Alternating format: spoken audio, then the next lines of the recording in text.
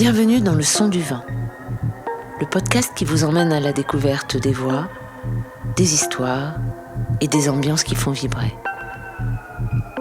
Ces podcasts audio sont une production Alpine Chatbird.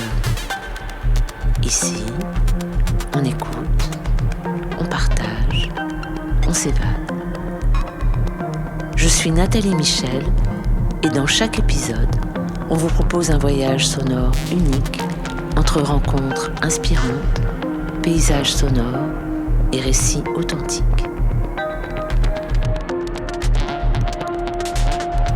Aujourd'hui, on part à la rencontre de Jérôme Savario, parti voler en parapente au Kilimandjaro. Prêt à tendre l'oreille ? C'est parti. Épisode 8. L'atterrissage.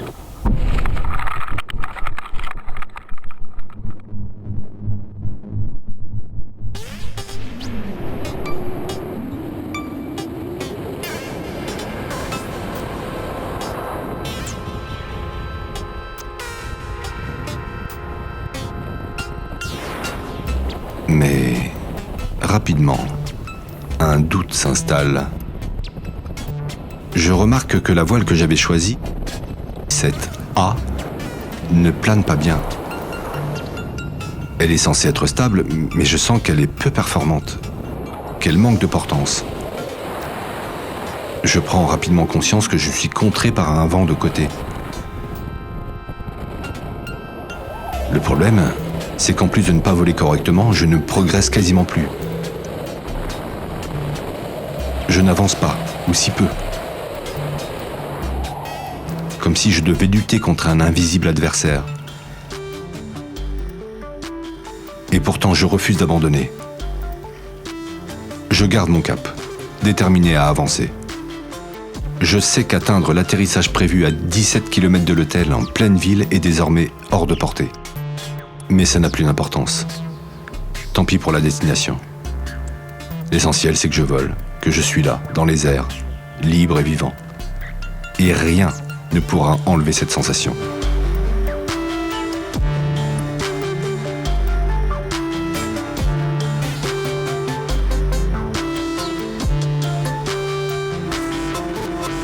Et soudain, ma radio sonne. Ben me parle en anglais. Je ne comprends rien. Je ne comprends pas ce qui se passe et je demande à Cosmas de traduire à la radio. Il prend la radio et me demande simplement « Ça va ?» Je lui réponds sans réfléchir « Ouais, pas de souci, tout va bien, ça le fait, pas d'inquiétude. »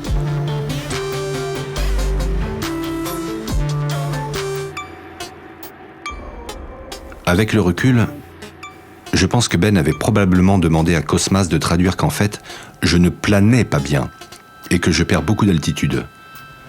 Il voulait sûrement savoir si j'étais conscient de ce qui se passait. Enfin, peu importe, ça vole. Mon objectif change radicalement.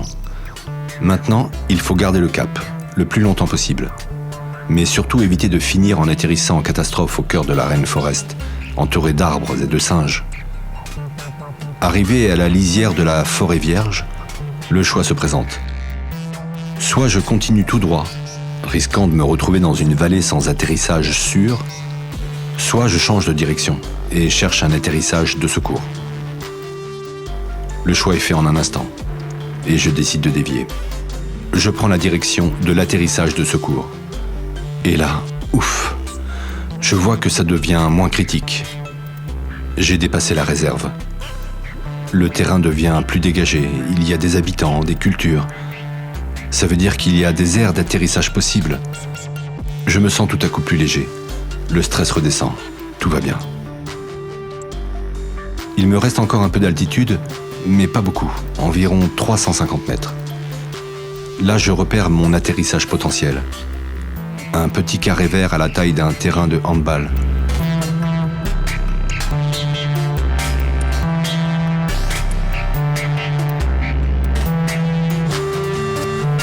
Mais où est le vent ? Je cherche des indications, mais je ne vois rien. Pas de fumée, pas de drapeau, pas de linge qui sèche. C'est étrange.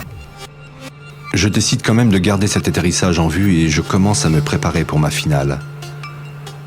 je réalise que je vais atterrir sous le vent des grands arbres qui bordent le terrain. Au centre, il semble y avoir un poteau en béton sans fil et pas très haut. Allez, c'est parti pour l'atterrissage. Je sors de la sellette, prépare ma finale et commence l'approche. Le but est clair, atterrir sur le terrain, mais en travers puisque je ne connais pas la direction du vent, ni s'il y a du vent de face ou de cul. J'arrive avec une bonne vitesse, je fais un gros flair et je me prépare à la ressource finale. Un dernier effort. Yes! Je décroche à 1 mètre du sol. C'est pas grave, pas de bobo.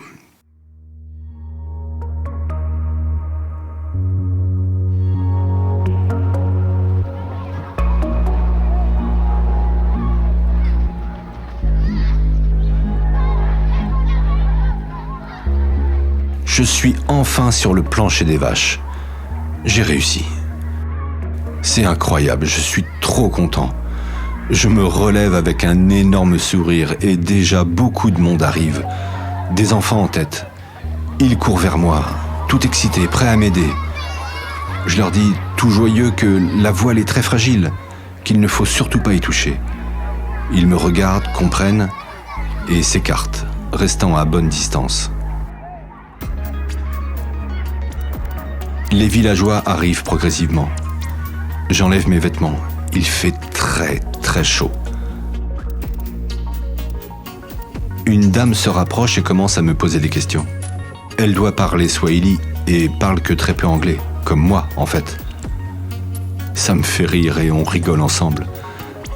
Je lui explique que par des gestes, je viens du Kibo, le Kilimandjaro, et que je devais arriver à Moshi.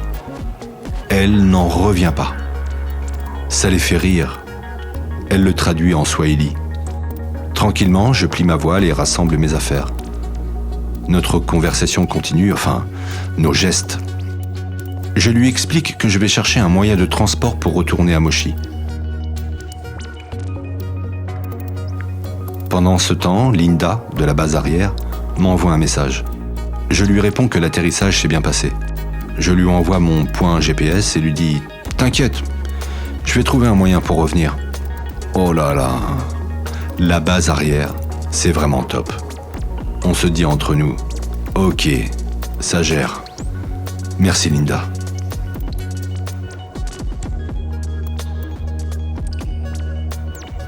Depuis notre discussion, je vois passer les autres en parapente, à une altitude de malade, là-haut, tout près des nuages. C'est juste impressionnant. Une autre femme arrive, belle, bien habillée, et parle un très bon anglais. Je m'excuse à nouveau d'être arrivé ici et elle rigole en se présentant.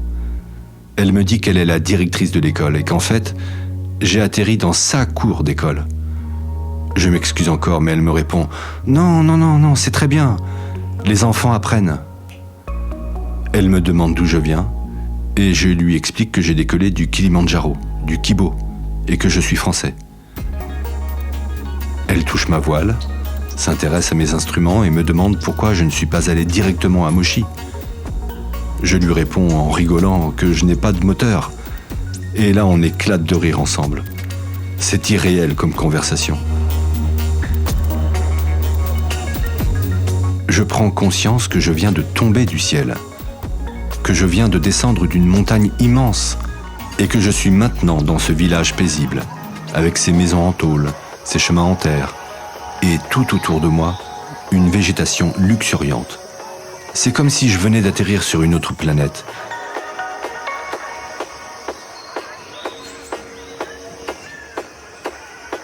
Je lui explique que je cherche un moyen de transport pour retourner à mon hôtel, à Moshi, à environ 15 km d'ici, et que bien sûr, je paierai la course.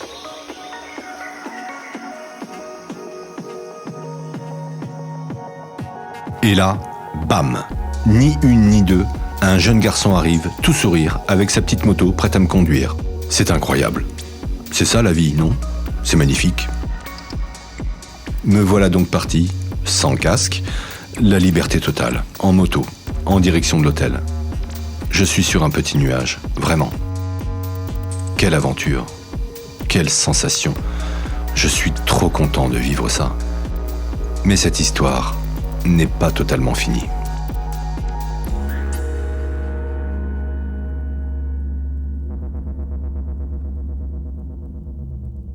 Après une bonne demi-heure de moto, me voilà enfin arrivé à l'hôtel. Je paye ma course au jeune garçon. Il accepte avec un grand sourire les $10 en poche. Dès que je mets le pied dans l'hôtel, Linda m'accueille avec son sourire radieux. Elle est tellement heureuse pour moi. Ses bras se tendent vers moi pour des accolades qui me surprennent à chaque fois. À l'entrée, je vois Luc, Ben et Lex qui sont déjà là, en train de siroter une coupe de champagne. Enfin, un genre de champagne. Je n'arrive même pas à croire que je sois là. Le personnel de l'hôtel me fait une haie d'honneur et soudain, ils commencent à chanter pour moi. Je suis accueilli comme un héros à un moment de folie. Ils me tendent un verre de champagne, tout le monde sourit, on est tous trop heureux. Je remarque un gâteau posé sur la table, avec écrit « Congratulations ». Mais où est Rajiv ? Je demande des nouvelles. On m'assure qu'il a décollé lui aussi et qu'il vient d'atterrir pas très loin. Il arrive, tout va bien. Je suis épuisé. On commence à raconter nos vols, à échanger nos récits de l'aventure. Luc me regarde avec un sourire malicieux et me dit « Tu sais quelle heure il est ?» Je le regarde un peu perdu et lui réponds sans comprendre vraiment « non ». Il éclate de rire et là il me balance avec étonnement. « Il est 10h30 du mat, mec !» Je suis complètement stupéfait. Je n'en crois pas mes oreilles. 10h30 ? C'est fou.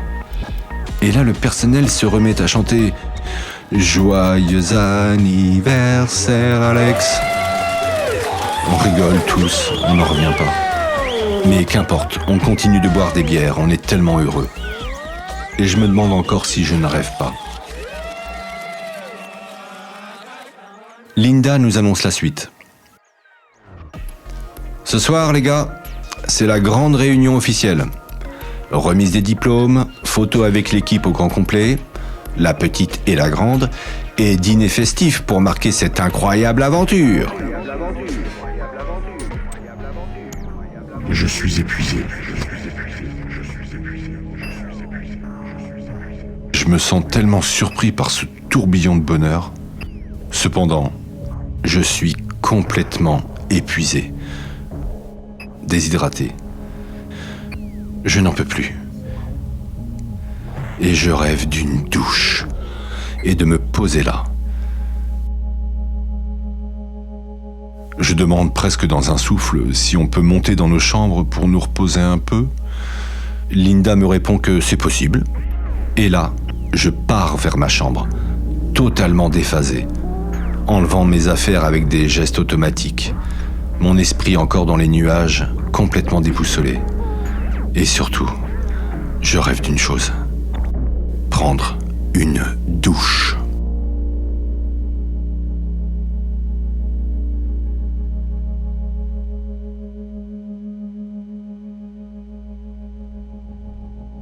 Quelques heures plus tard, en consultant nos réseaux, je comprends que Rajiv est arrivé à son tour, tout souriant.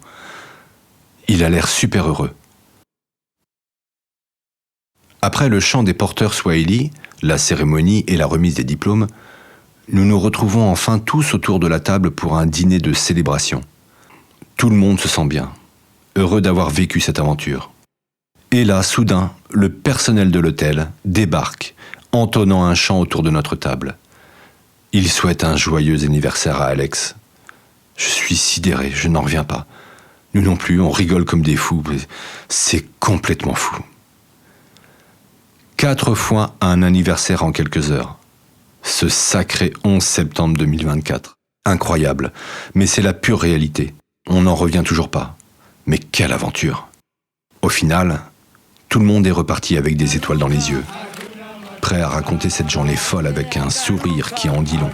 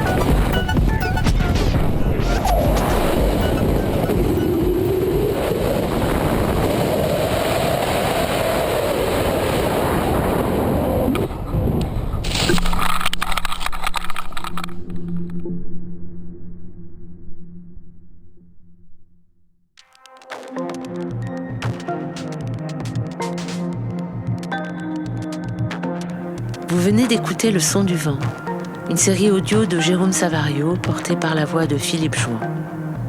La musique est de Didier Béda et le mixage de Karine Fabrice. Ces podcasts ont été diffusés grâce à Antoine Salmon et ils sont soutenus par Studio B-Prod.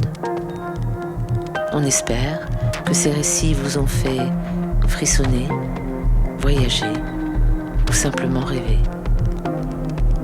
Vos retours nous sont précieux. N'hésitez pas à laisser un commentaire sur votre application d'écoute, à partager vos impressions et à nous suivre pour ne manquer aucun épisode. Pour prolonger l'aventure, retrouvez-nous très bientôt dans un nouveau voyage sonore. En attendant, laissez-vous porter par le vent. Et à très vite. Et surtout, retenez une chose. Parfois, il suffit de 5 minutes de magie pour justifier des mois de folie.